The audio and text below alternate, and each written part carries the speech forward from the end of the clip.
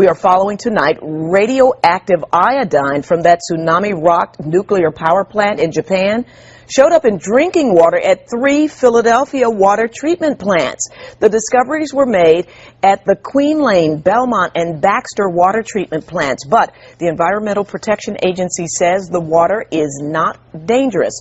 Fox 29's Shawnette Wilson is in the newsroom now with a look at what is going on here with the water. Shawnette? Yeah, Joyce, we are number 14 on the list of states to have radioactive iodine from Japan in our drinking water, but the headline here is that we have the highest levels detected of all those states so far. Now, the Environmental Protection Agency says no cause for concern by its standards, but as you can imagine, others will disagree with that.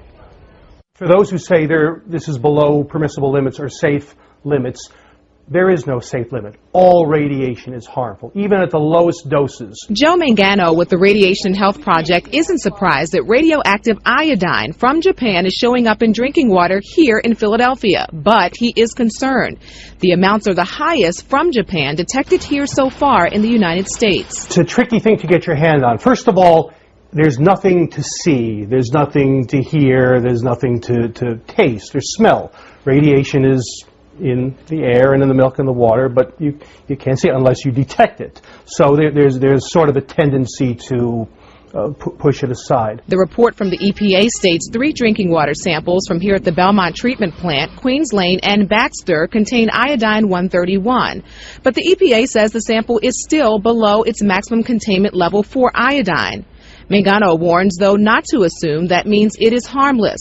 The reality is, this is the water we drink, cook with, and bathe in. Cancer is the first one. Birth defects is another one. There are other infections is another one. But especially when we're talking about the infants and children, infant deaths, premature births, underweight births, babies born with an underactive thyroid gland. The EPA doesn't recommend any precautions, but Mangano does.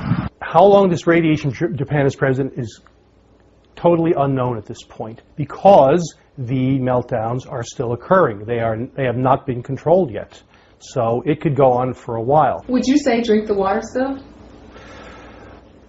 Yes, but be careful, but be aware. All right, so Mangano's wife is a nurse. She looks at it from a different perspective than scientific. She says filters on everything. Even before the fallout from Japan, she would recommend them, Joyce, but even more so than now. Well, Shawnette, it's detected here in the drinking water in Little Rock, Arkansas. Right. There are reports of that radioactive iodine showing up in milk there. What next? Good question. Who knows? Because the situation in Japan, as you know, still isn't resolved. Mangano told me iodine 131 in U.S. air and precipitation in March, 20 times greater than normal because of releases from those meltdowns in Japan. So no matter how small the levels, we've heard this time and time again, effects of radiation often take years to show up. So be aware is the key. All right, be aware indeed. Shawnette Wilson, thank you so much from the news.